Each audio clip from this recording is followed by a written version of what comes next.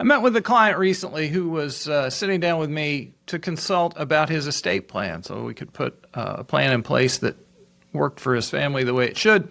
And at the beginning of the meeting, he said he felt guilty. And I asked, why did he feel guilty? He said, well, he didn't have final answers to everything he knew that we were going to talk about that day, and he didn't want to be wasting my time or wasting his time. And so I spent some time talking with him that he wasn't wasting my time, and it wasn't going to be a waste of his time either, because I've spent more than 30 years speaking to people as an attorney, and my whole goal was not just to collect his final answers, but to really talk about what was important to him in his family. How did the estate plan need to be set up? This got me thinking about how people think about meeting with attorneys. If you told somebody that you were getting ready to meet with an attorney, they might say, what's wrong? Or what did you do? Or why are you doing that? It's not everybody's favorite thing to do, and it's not something that people do on a regular basis. So with this episode of Let's Talk Estate Planning, the podcast that's aimed at making sure that people have the information they need to do good estate planning to make sure their family's provided for in a well thought out fashion. This episode, we're going to talk about what to expect when you're expecting to meet with your estate planning attorney to get things in order. And we'll talk about sort of a general context, how you should think about this meeting, at least from my perspective, how I hope my clients are thinking about these meetings. Also, I'll give you some do's and don'ts as you get ready. Thanks for joining us for the podcast. My name is Jim Miskell, and of course, I am an attorney licensed in the state of Georgia. This is a podcast that talks about estate planning. I bring my experience to bear, but it is not legal advice for you. You can't take what I say and go make your own estate plan. Legal advice is when you sit down across the desk from an attorney that's hired to represent your interests and to talk with them about what the best course of action should be and work with them to make sure that that's what happens. This is not legal advice. This is some good information, hopefully. It's educational. Hopefully it's a little bit entertaining. I want people to be ready to go get legal advice, but this ain't it. So that's my disclaimer. If you like the podcast, hit like and subscribe, and look for future episodes. As I said, what I wanted to make sure was that you have some information so you can know how to think about meeting with an attorney. My guess is if you're listening to this podcast, gathering some information about estate planning, it's on your mind, and one of your steps in the near future, hopefully, is meeting with an attorney who's experienced with estate planning to get things in place. And so, first of all, I want to tell you that that is a consultation. You may hear people call attorneys counselors at law. That's the real deal, because those conversations are to counsel with you about what the best course is for your family. Sort of broadly, you can think that to that meeting, the expertise that you bring is knowledge of your family and your wants and desires and hopes for how things unfold in the future, who you care about, their different abilities and maybe even disabilities, what needs to be looked out for. What the attorney should be bringing is expertise in the field of estate planning. So you don't have to read everything on Google to know everything about every last kind of estate planning mechanism. That part is up to the attorney to bring. Your part is to bring some insight as to what's important to your family and also the family dynamics of the cast of characters that you've got to work with in your plan. But I want to make you feel comfortable in doing that. So I've got some do's and don'ts to work with. One of the first ones I would say is that the attorney's office is likely going to send you some paperwork, some sort of intake questionnaire, a personal information form. Fill it out. And I say fill it out not because the attorney's trying to build a file on you. It's because the information in that intake form is what the attorney needs to know to effectively counsel you. It's going to have a section likely about what you have in the way of assets, and also a section about your family, people you care about, or people who you may wish to be beneficiaries, whether they're family members or not. If there's parts of that form that you don't feel comfortable filling out before you meet the attorney, don't fill those parts out. But don't just send a blank back. Give them some idea of what the consultation is about so that that meeting can be more effective.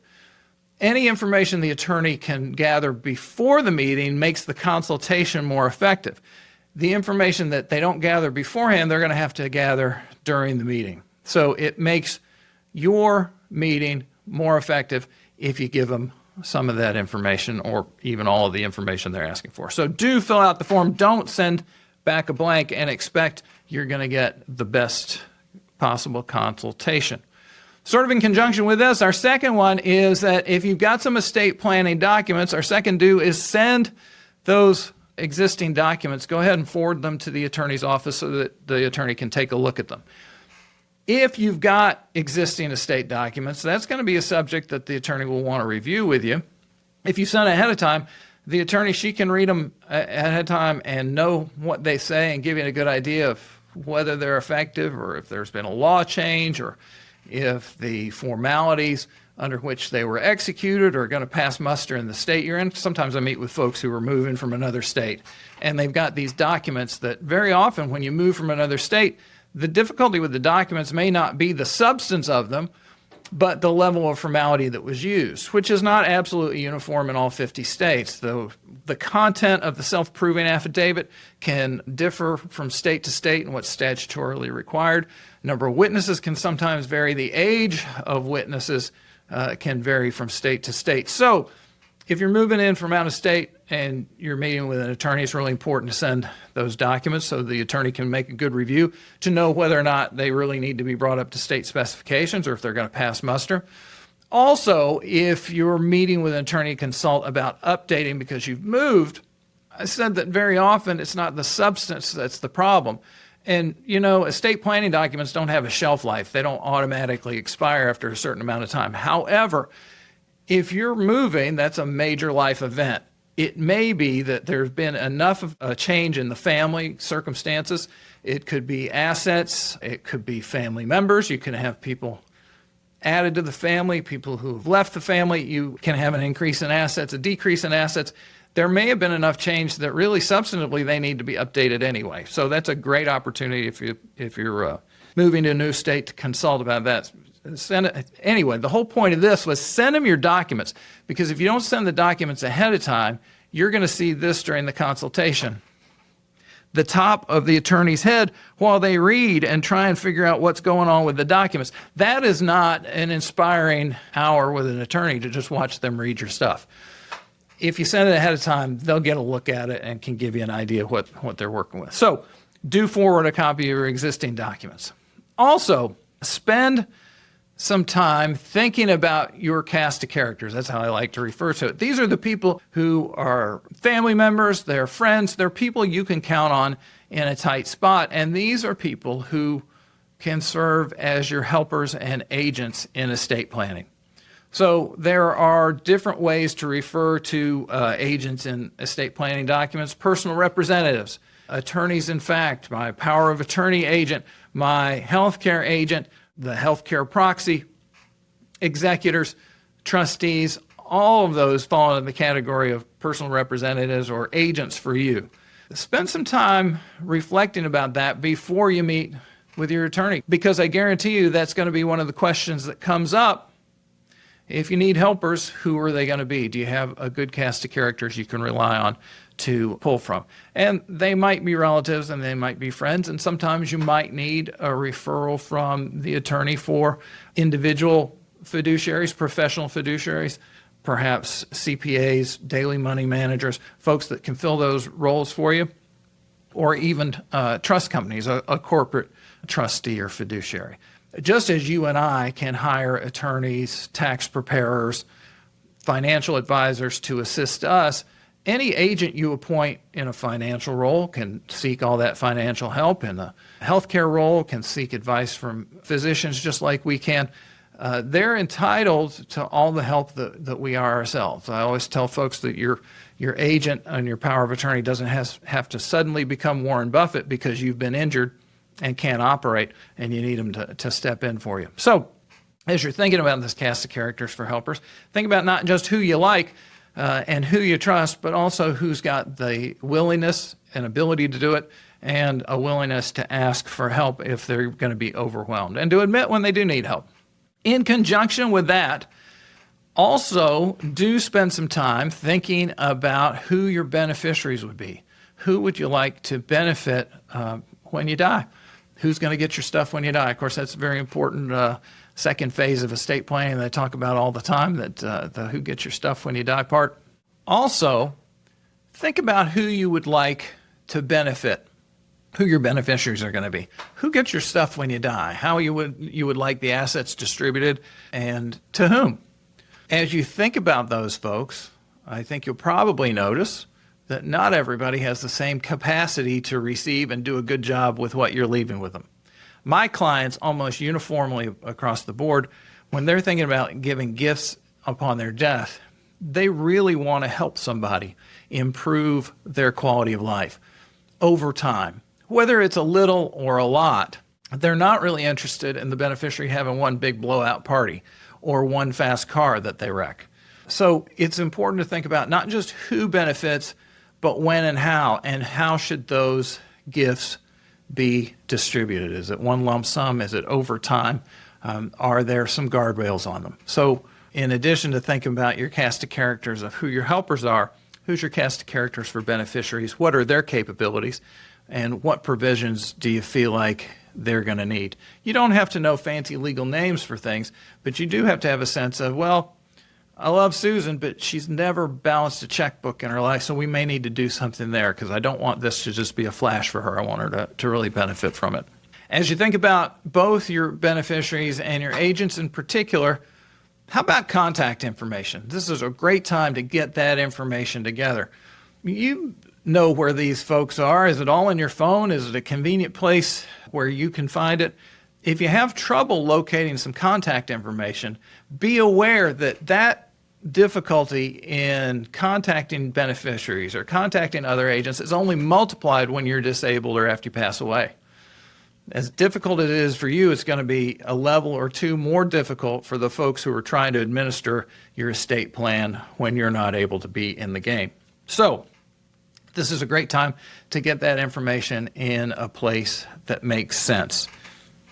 When it comes to that financial information that I mentioned earlier, that might be on that intake form from the attorney's office, this is a great opportunity to get an idea of what you got. Many people are right aware of their net worth and keep an eye on it all the time. But I've had client after client tell me over the years that the exercise of sort of coming up with that total, that net worth that's asked for on my information sheet, was a really great experience for them. They're often pleasantly surprised. They know they've been working hard. They know they've been prudent saving, but they find that even more than what they may just have with that financial advisor, they've got a pretty sound financial picture. So it can be a rewarding experience, or it can be an experience that leads you to go back to your financial experience and say, we've got some work to do. When I consult with folks for the initial estate planning experience, I never need full account numbers for anything. I really don't need amounts to the penny. I really don't even need to know where they are. But what's important when we're talking about estate planning and how we're going to manage different types of assets is what kind of assets they are and roughly how much are in them. Are they qualified accounts? Are they pre-tax or tax advantage qualified accounts? Are they non-qualified, just after-tax money? Bankings can be checking, savings, those sorts of things. Checking accounts, sometimes annuities. Annuities, one of the questions that will come up, if you have annuities, was the annuity funded from IRA money, from qualified money, or was it funded with just non-qualified money? That makes a difference in how those things might be treated. So as you're putting together that survey of your finances, for yourself, you should put together sort of a more complete than what the attorney's going to need for that initial meeting, because as you go forward with estate planning, having a detailed list of each account is going to be important for the housekeeping that you should be doing after you get your plan signed. Once a plan is signed, whether it's a trust plan or a will plan, the housekeeping that needs to happen is making sure that the ownerships of all the accounts is what they should be. Making sure that the beneficiary designations on all the accounts is what it should be, so that everything works together and things hit the plan at the right time when they should. It'll do you good to have that work done on the front end. You'll be happy later that you did it, even if it doesn't come up in that initial consultation. So we've talked about thinking about who your beneficiaries are going to be, who your helpers are going to be, and also putting together the contact information for those folks, as well as a pretty good list of your assets. So let's talk about a couple don'ts. Don't think that you have to become an expert on every arcane detail of estate planning that's out there on the web. Not necessary. Your job is to know your family. The attorney's job is to know estate planning and to fit a plan to you that will work the way it's supposed to. Don't get fixated on one legal mechanism versus another. You may have a sense that a trust may work well for your family, or you may have a sense that a will plan is going to be what you need. I've met with clients over the years on both sides of that who have started out our consultation saying, hey, my thing's really simple. I'm only going to need a will plan. And as we talk about the family dynamics, talk about the assets, talk about their desires about what they want to occur, it becomes apparent that a trust plan is going to fit better.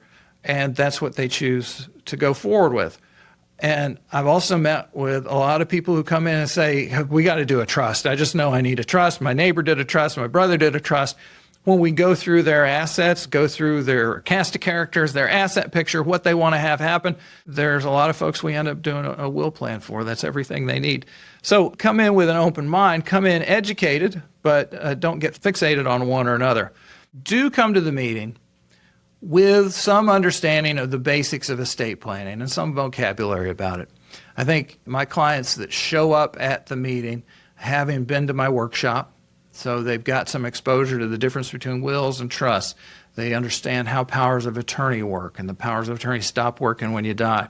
They understand how important it is to make health care decisions, to make the directive decisions for end of life, also to appoint a good health care agent.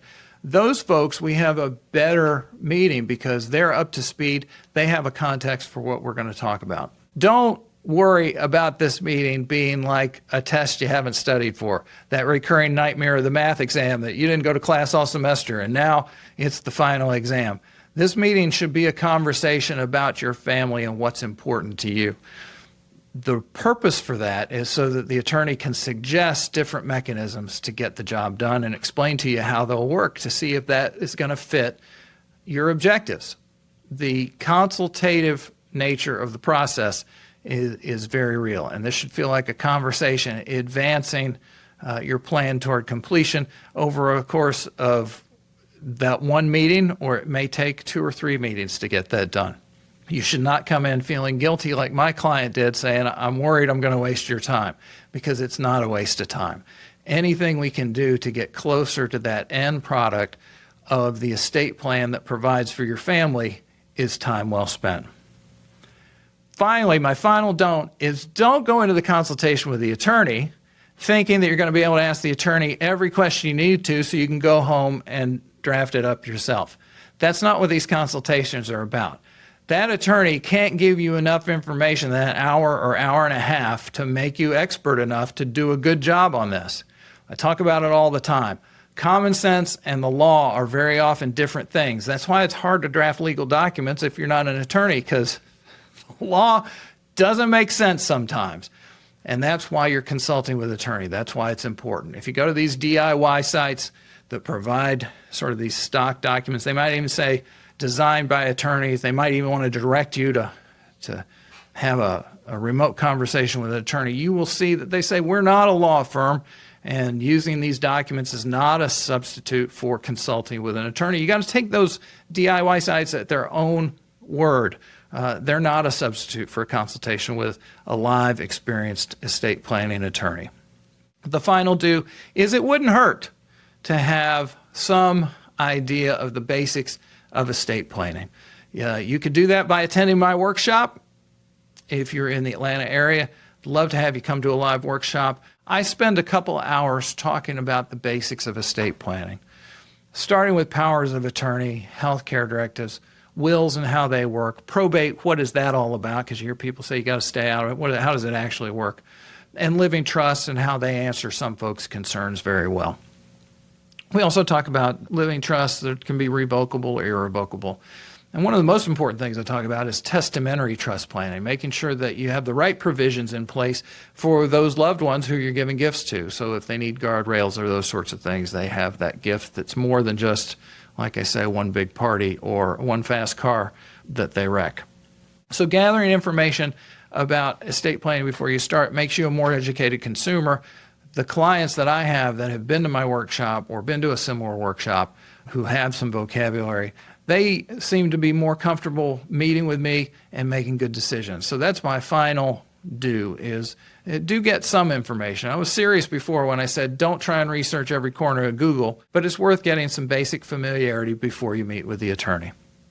Always, my goal is to make you better educated so that you're better equipped to get the estate plan in place that makes things easier for your family when transitions occur. People have good estate planning in place provide for their family so that in times of grief and crisis, the family's not running around town trying to figure out how to do administrative stuff.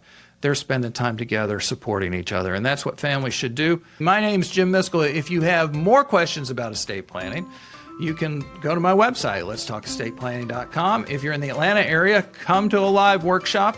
If you'd like us to send you a recorded workshop, we can do that. If you're ready to consult about estate planning and you live in the state of Georgia, contact my office. We'll set up a consultation. I look forward to hearing from you soon.